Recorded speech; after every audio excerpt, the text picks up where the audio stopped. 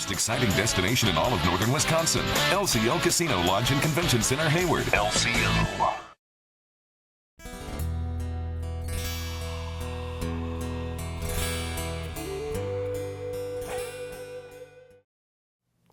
Hello, I'm Kimberly, and welcome to the weekend edition of the Native News Update.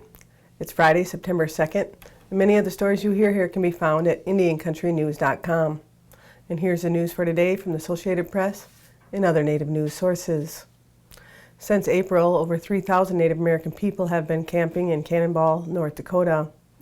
They are trying to stop the construction of the Dakota Access Pipeline, which would run underneath the Missouri River near the Standing Rock Sioux Reservation and the Cheyenne River Sioux Reservation. It's the biggest gathering of tribes in more than 100 years. The movement is becoming more than a protest, with over 90-plus tribes across the country showing their support.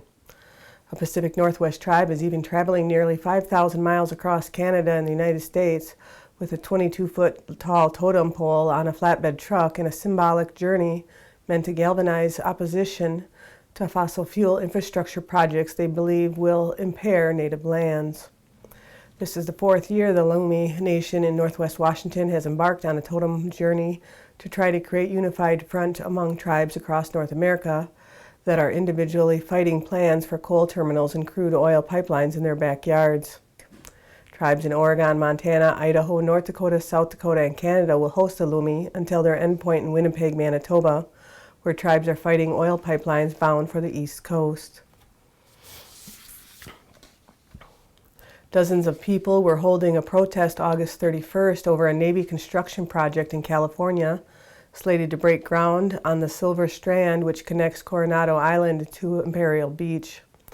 Members of the Kumeyaay tribe are asking the Navy to preserve a burial site that was found in a marshland area where construction is slated to begin on the new Navy SEAL Training Center. According to organizers, they are not asking the Navy to halt the construction, but to move the facility slightly to the left of where their Kumeyaay relatives are buried. An unprecedented national project was announced to bring Native Americans out of the shadows of public consciousness. Reclaiming Native Truth, a project to dispel America's myth and misconceptions, is a 2-year research and strategy setting effort to create a long-term Native-led movement that will positively transform the image of and narrative on Native Americans.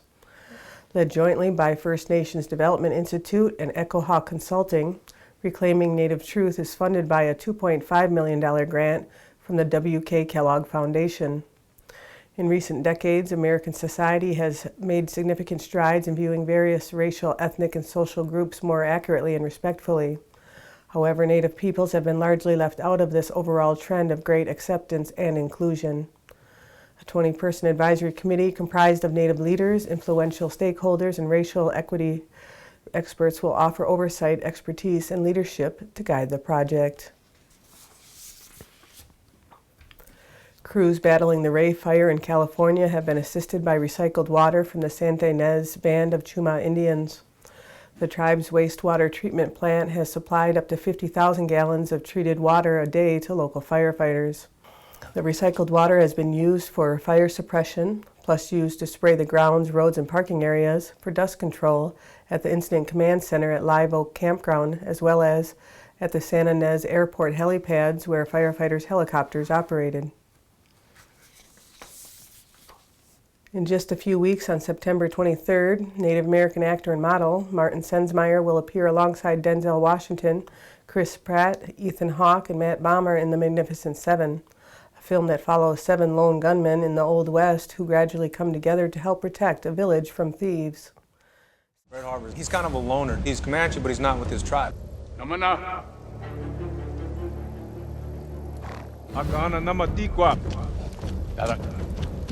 When Red Harvest comes into the film, he's tracking the 6, and they don't realize they're being tracked. When they finally do realize, he reveals himself.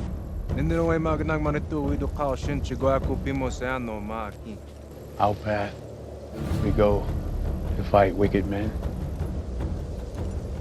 What did he say? Said he's with us. Red Harvest, he's just a regular badass.